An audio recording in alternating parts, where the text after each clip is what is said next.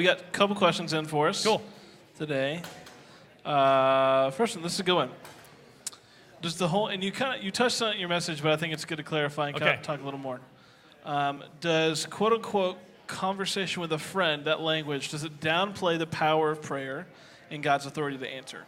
I don't think so. I mean, I agree. Yeah. All right, put it this way. Let's just say that you had the opportunities to be friends with a billionaire.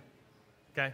Let's just say that, because you and I don't have that particular privilege, but let's just say that happened. We're open. If you had a good friend you grew up with, and you know he was a billionaire, having a conversation with him does not remove the power that he has, or the influence, or the money, or the things that he has. But he's still your friend. Yeah. Right. It doesn't change that. So I look at it from a standpoint of, you know, having a conversation with a friend in terms of God. You do want to have the respect that is earned him. I respect my friends, but I don't believe that.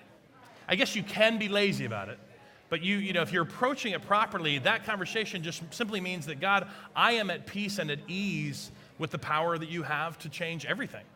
And so I will talk to you like a friend. I will engage you like a friend because you love me that way.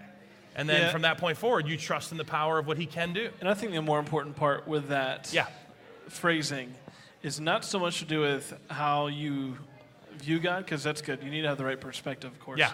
But it changes how you, like, what you feel comfortable bringing to him. Yes. You know what I mean? Yeah. Because if I'm uptight and I'm like, getting through my thous and those, and, you know, that's, if I was just having a conversation with Greta, one of our worship leaders earlier, and the more normal that we can be, hey Charlie. Hey, sweetie. Little girl. Yeah. But the more normal we can be in that type of situation, the more likely we're going to share our real struggles and the things we actually need to hear from God about. And man, our friends care about stuff that like on a deep level, you know, like we don't have any problem sharing with a friend some things we might not share with a stranger. And if you don't view God as close as that, hello. If you don't view God as close as that, then you're going to struggle to, like you said, be comfortable sharing all that you're sharing. Okay, cool. All right, second question. So last week we mentioned how important it is for our children to be challenged by their faith, right? Yes. To engage their faith. Yes. So how do we as a parent help facilitate that? You know, I wish Don was in here. He does a great job with his kids. Don! You know, I'm just I don't know kidding. if he's in here. Yeah. I'll tell you one thing that we've even talked with Don about, which is smart, is just as his children get older, you just have to let them have some freedom to make decisions within the realm of faith. Now, I don't, I'm not a fan of like, well, I'm going to let them decide whether they want to come to church or not. Absolutely not. Right. I mean, you only have so many years to boss your kids around. My kids are going to come to church with me. It doesn't matter. And I don't care. They go through phases. Sometimes they're kicking and screaming. Sometimes they're really excited. It doesn't matter. That's a non-negotiable. But when it comes to certain things about their Bible reading or their time or their, whatever they're talking about, I want them to have the time to make decisions that affect their faith.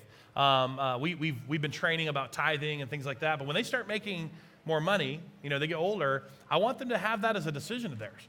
Not where I'm forcing them to always do it, but hey, listen, it's your call. Well, it sounds like it's important to okay, so when I only have a 17-month-old, so I don't know crap. We're thinking way in the future, right? So when the kids are younger, we're more you have to spoon feed stuff. Oh yeah. Right? But as they get older, I can't always make sure she's eating her broccoli. Exactly. You know what I mean? Yeah. And so hopefully we're instilling these values in our kids. Yeah.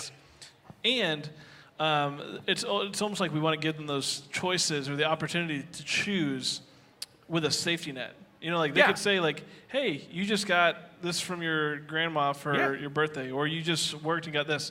What do you want to do with that? Yeah. And if they say, I want to go blow it all on milkshakes. Okay, cool. Bad decision. You're not doing that. Try again.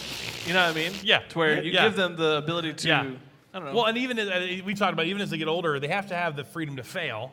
Like you said, not fail at monster decisions that would ruin their life, but fail on the decisions that, they can experience what it means to make a bad decision.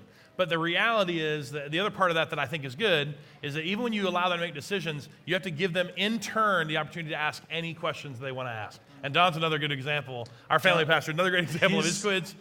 They are wide open to asking any questions they want to ask. And that's the best part about it, because I feel like with them making decisions, we want to have them asking questions, right? So let them ask questions about their faith, questions about life, questions that would because without that they have beliefs and they don't have a reason. Why do you believe that? And it allows them to question and push back. And I don't think God's uncomfortable with that. So I think we should be. So I think, so I just think that's a couple good ways to start, letting your kids start having their own faith in terms of why do I believe it? Why do I not believe it? So, yeah. Cool. Good questions.